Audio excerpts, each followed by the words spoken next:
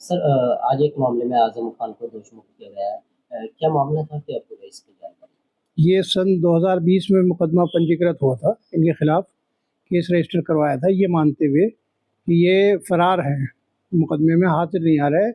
वो जो original case था 2008 वाला थाना चिल्लेट का, तो उसको मानते हुए इन्हें एब्सकॉन्डर डिक्लेयर करा था और एब्सकॉन्डर डिक्लेयर करके इनके NBW हुए, नॉन अवेलेबल वारंट।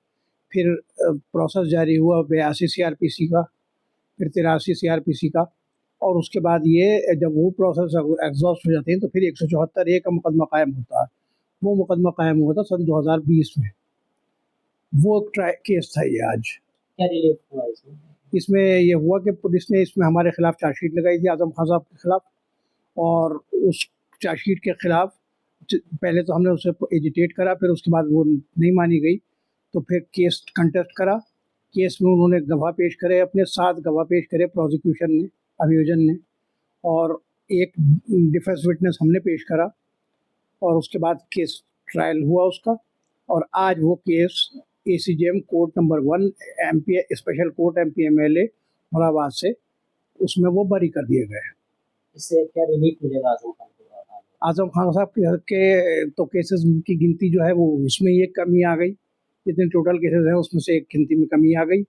और दूसरे बहरहाल इसमें कन्विक्शन था, 7 साल तक कन्विक्शन है इस केस में, तो वो उस कन्विक्शन से बचे और बरी कर दिए गए कोर्ट से। ये इंसाफ मिला उन्हें, ये सबसे बड़ा रिलीफ तो यही है।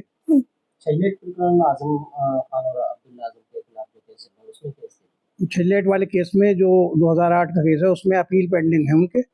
अब्दुल्ला आज़म साहब का अपील पेंडिंग है यहाँ मुरादाबाद में, special court MP MLA Moradabad में, और उन आज़म खान साहब का जो अपील है वो वहाँ पेंडिंग है इलाहाबाद हाई कोर्ट में। उसमें भी क्या स्टैंड होना है, क्या उसमें जब वो केस राइप हो जाएगा तो अपील तो नोटिस सर्व हो जाएंगे, प्रोसीजर सब पूरे हो जाएंगे कंप्लीट, तो फिर उसमें आर्गूमेंट्स होंगे और आर्गूमेंट्स के बाद जजमेंट होगा दोनों में, यहाँ भी और वहाँ भी। फिलहाल माना जाए आज़म खान साहब को एक बड़ी राहत मिली, बहुत बड़ी राहत मिली है। और उस अपील में जो अब्दुल्ला आज़म साहब वाला है उसमें सुप्रीम कोर्ट ने, ये ऑनरेबल सुप्रीम कोर्ट ने ये तय करा था कि वो जुवेनाइल है कि नहीं है, ये वाले डिसीजन होना है। और चूँकि उनके वो कम उम्र हैं, दोनों सूरतों से अगर उनकी दोनों डेट ऑफ बर्थ मानी जाए तो दोनों सूरतों में वो 18 साल से कम उनकी उम्र बैठ रही है। उसमें ये पहले डिसीजन होगा, फिर उसके बाद हेयरिंग।